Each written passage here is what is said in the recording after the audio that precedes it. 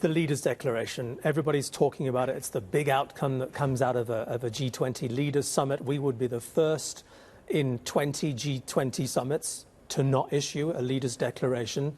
When the time comes over this weekend, when those discussions, and we believe they are already underway, but when they get into Nasrec and they start looking at the text of a likely declaration, where do you think Keir Starmer and other European leaders are going to be? Do you think they're going to be prepared to line up behind South Africa and say, you know what, you cannot bully South Africa out of a leaders' declaration?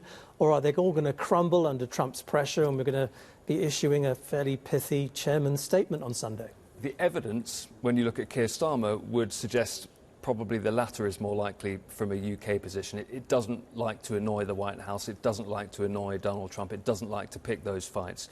So it may well be that some kind of fudge is where the UK might prefer to head. Other European leaders have been a bit more fulsome in their backing of South Africa. Emmanuel Macron, for the French, for example, has been much more explicit in recent days about his support for this summit and the idea that South Africa should be able to issue a leaders' declaration. I was in India for the New Delhi G20.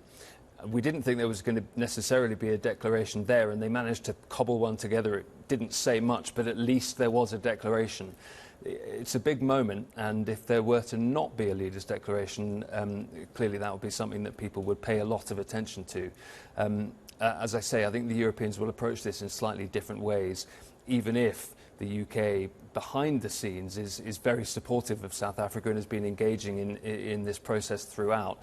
As I say, Keir Starmer doesn't like to pick fights with Donald Trump because he knows that will end up in a tariff being imposed or some other kind of response from Washington that he wants to try and avoid.